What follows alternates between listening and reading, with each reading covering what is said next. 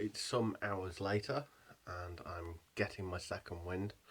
I have now finished Shadow of the Hegemon. There are a couple of comments I need to make about the audiobook that have really, really annoyed me in the production process. Firstly, one of them, the main protagonist, they decide to change his name halfway through, which is really annoying actually. They start off calling him Achille, and Achille comes from Achilles in a French pronunciation, and they say that right from the first. He appears in Ender's Shadow, and he's called Achille there for the first 3 or 4 chapters of Shadow of the Hegemon. He's Achille there, and one of the voice actors continually calls him Achille, and the rest don't. They call him Achilles, which sort of screws up continuity a bit, because you end up with two different names for the same character, which it's not the only character it happens to. It also happens to Bean, because his real name is revealed as Julian Delphiki. But that they make a point of going Julian Delphiki is Bean. They don't. They have Achilles and Achille as at one point as different characters, because Achilles comes from the Iliad and Achille is the character in the book, and there's references to that. So it really makes for difficult listening in some places. The other thing they do is every single occurrence of the word hegemon in the book is said by the same actor. I think it's whether it's hegemon, hegemony, or anything else of any other derivative of that word, which basically means all-encompassing, the whole world. The hegemon is basically the leader of the whole world in some respects. More in figurehead speak, as it turns out in Shadow of the Hegemon, because the role actually has no power whatsoever. But the idea is that it's sort of like head of the UN or president of the world, in some ways. And that really annoys me. Otherwise, the storyline has sort of 3 different arcs to it. You've got the story of Petra, and Petra Arcanian is Armenian, and she is kidnapped by Shield, and it's her fight for escape. Basically, the whole book, all the way through, is a fight for escape. Meanwhile, you've got Bean, who's from the original, who is the protagonist of the entire series, who is trying to save her. He's the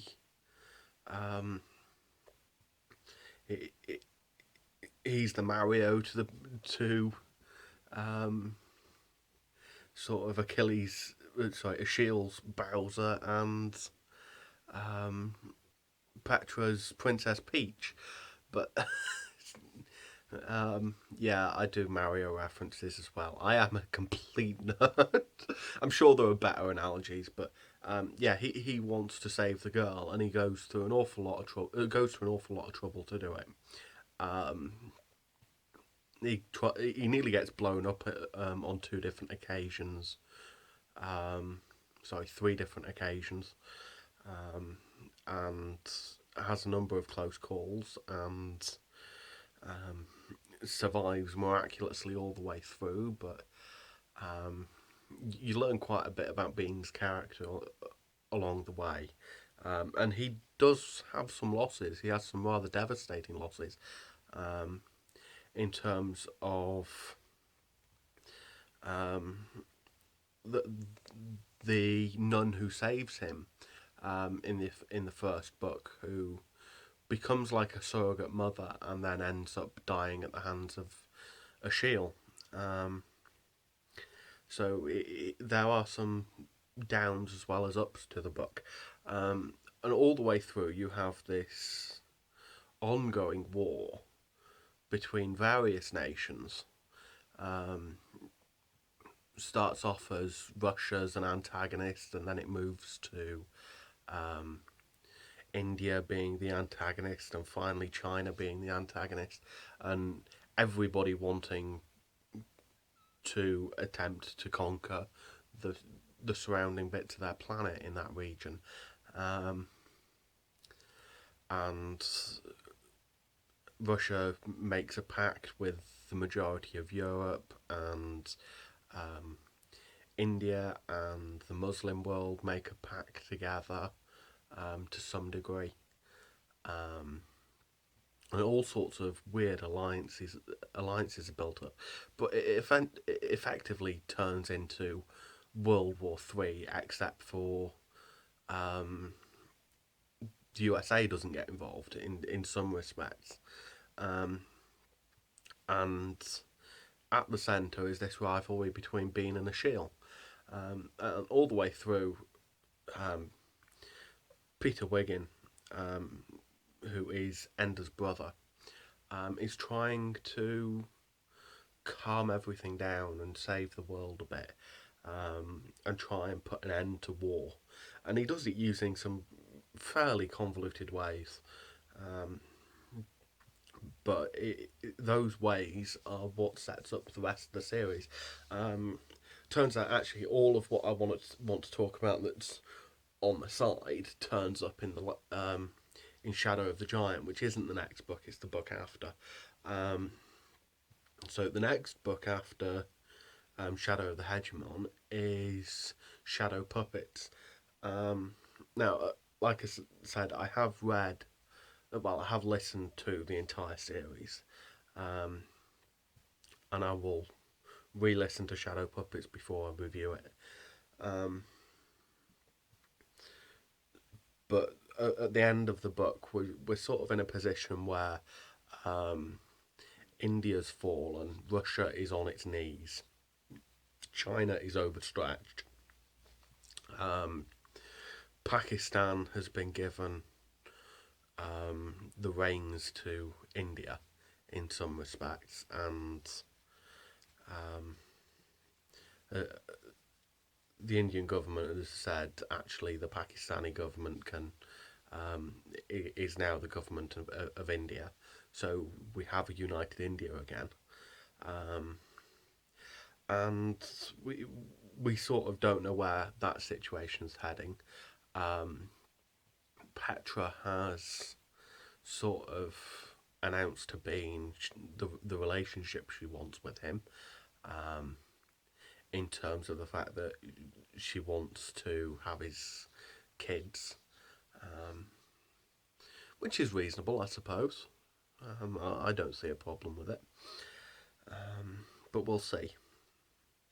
Um, but yeah, we get to see some of the interactions of the characters with their various families, and um, various people are kidnapped or put in situations they don't want to be in. There's a side story that will actually come into play later of a character called um, Voloni, I think. Veroni? I can't remember. Definitely begins with a V, and it's not a Veronica, so Velomi, I think. Um, and she is. She became a goddess of a bridge, over the course of the um, well, during the middle of the book, effectively. She she manages to walk away from imprisonment, where Petra can't, and ends up on a bridge the other side of India, and becomes its guardian and protector and effectively goddess, which will become an important sideline in the next book, and the book after, Shadow Puppets. I can't. I need to need to listen to Shadow Puppets and Shadow of the Giant again, because if I don't, I'll mix things up. But those were important bits. Um, we know that Ender Wiggin has been sent out to his colony. Um, if and when I do the Ender story, I'm going to do. I'm going to review Ender's Game and then Ender in Exile, which is what happens next. And Ender in Exile happens after all of the events of the Shadow series, except for Shadows in Flight. Shadows in Flight is sort of a side um, side plot that we don't actually get to know when it happens. Um, in terms of the rest of the series, it could be before or after or during the time that Ender spends doing any of the other books. So um, I'll review that again afterwards. So I don't think I'm going to review Shadows in Flight because it's a bit of a weird book, and it's not really part. I don't consider it part of the Shadow series. It's not.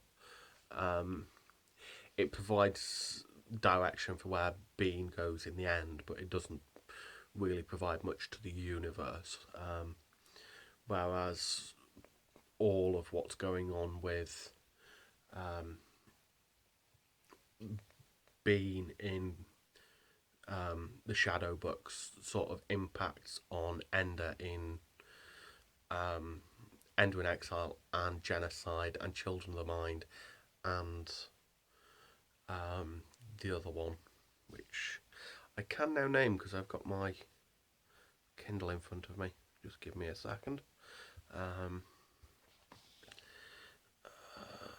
Audiobooks and where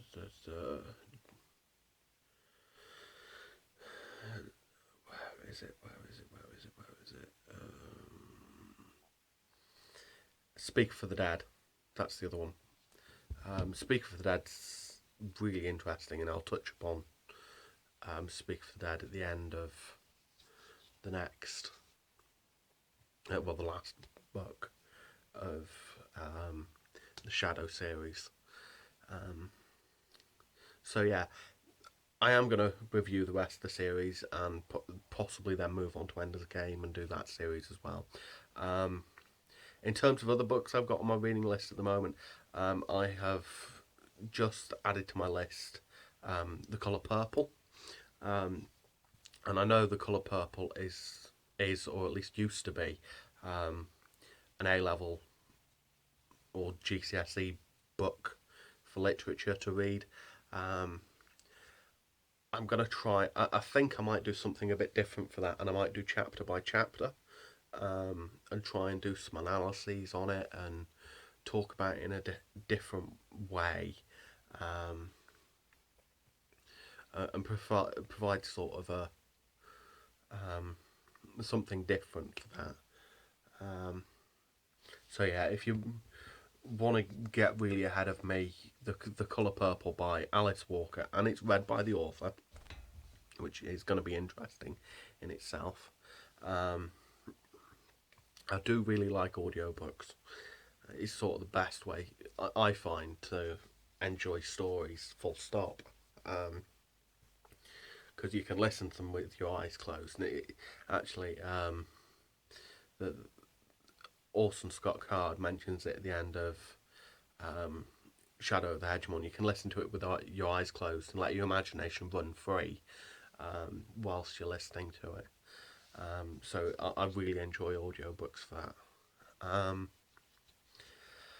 So yeah, I'm going to get off and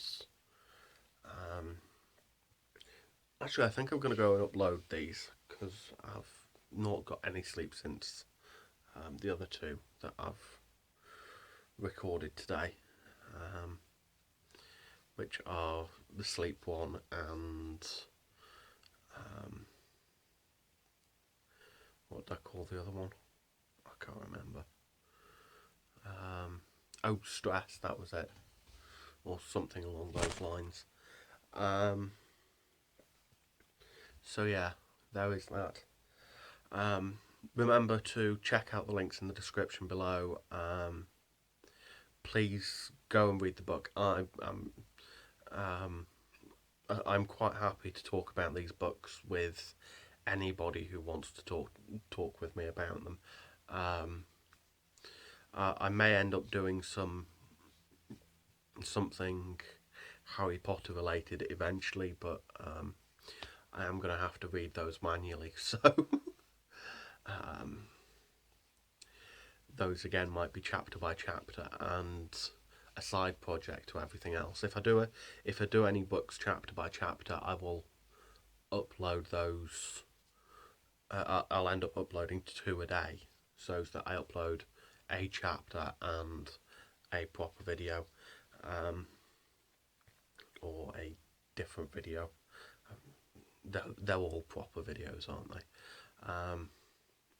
I'm uploading an awful lot of content actually. I'm running ahead of myself in some respects, but it's going to be quite interesting.